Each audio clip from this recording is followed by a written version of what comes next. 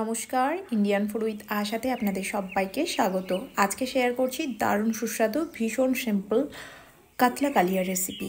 তো আসুন রেসিপিটা শুরু করা যাক। এই কাতলা কালিয়া বানানোর জন্য আমি এখানে 4 পিস কাতলা মাছ নিয়েছি।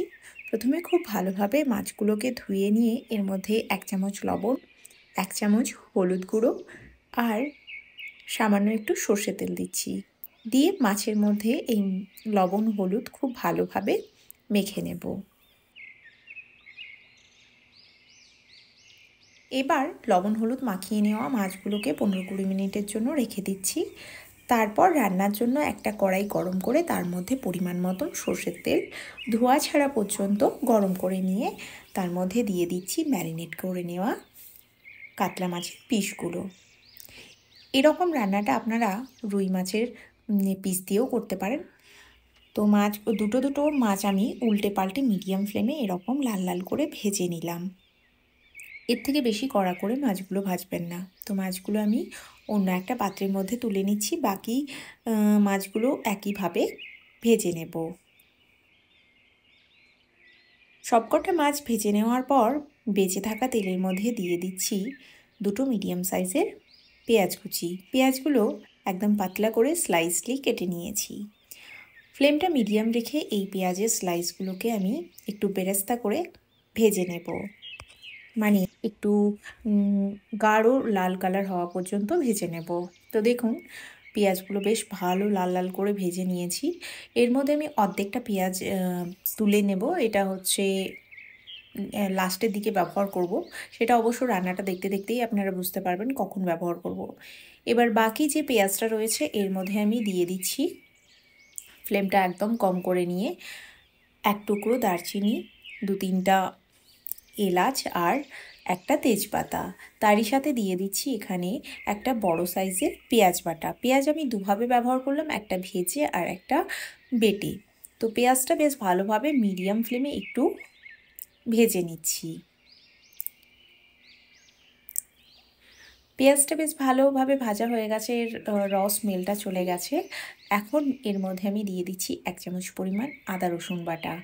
আদা রসুন বাটাটা এর মধ্যে একটু মিশিয়ে নিচ্ছি।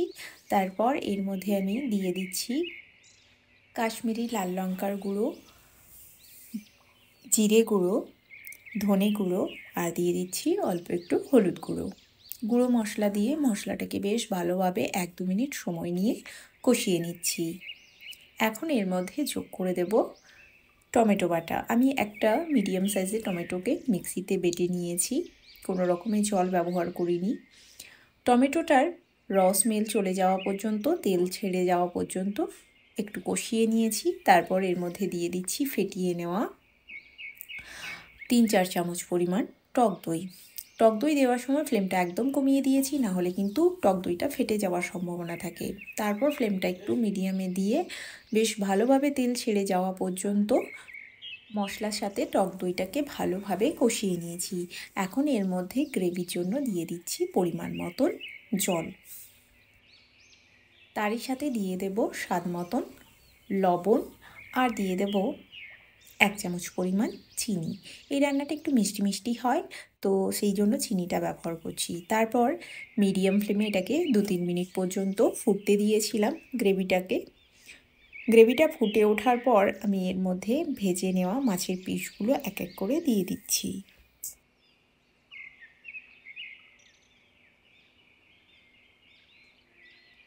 এরই সাথে আমি দিয়ে দিচ্ছি যেই পেঁয়াজটাকে একদম ভালো করে ভেজে তুলে রেখেছিলাম অর্ধেকটা, সেই পেঁয়াজটা এই সময় দিয়ে দিলাম। এটা দিলে পেঁয়াজের একটা সুন্দর মিষ্টি মিষ্টি ফ্লেভারটা চলে আসে, খেতেও বেশ ভালো লাগে। এবার মিডিয়াম ফ্লেমে মোটামুটি 7-8 মিনিট সময় ধরে রান্নাটা করে নেব। 7-8 মিনিট পরে আমি অবশেষে 1 চামচ দেশি ঘি দিয়ে আমি ফ্লেমটা বন্ধ করে দেব। তারপর গরম গরম ভাতে পরিবেশন করব। আচ্ছা, মাঝখানে আমি মাছগুলো দেওয়ার পরে আমি একটা টমেটো স্লাইসও অ্যাড করেছিলাম। এটা অপশনাল, স্কিপও করতে পারেন। জাস্ট এটা দেখতে ভালো লাগার জন্য, আদার্স টেস্টে অতটা কোনো ফারাক পড়ে না। তো দেখুন রান্নাটা কতটা অ্যাট্রাকটিভ লাগছে, দেখতে যেমন অ্যাট্রাকটিভ খেতেও কিন্তু দারুণ টেস্টি হয়েছিল। এবার ফ্লেমটা বন্ধ করে কিছুক্ষণ রাখার পর গরম ভাতে পরিবেশন করব। তো রেসিপি কেমন লাগলো কমেন্ট করে অবশ্যই জানাবেন। ভালো লাগলে ভিডিওটাকে লাইক, কমেন্ট, শেয়ার আর চ্যানেলটিকে সাবস্ক্রাইব করতে ভুলবেন না। এতক্ষণ দেখার জন্য আপনাদেরকে অসংখ্য ধন্যবাদ। আবার দেখা হচ্ছে অন্য কোনো স্পেশাল রেসিপি নিয়ে। Thank you.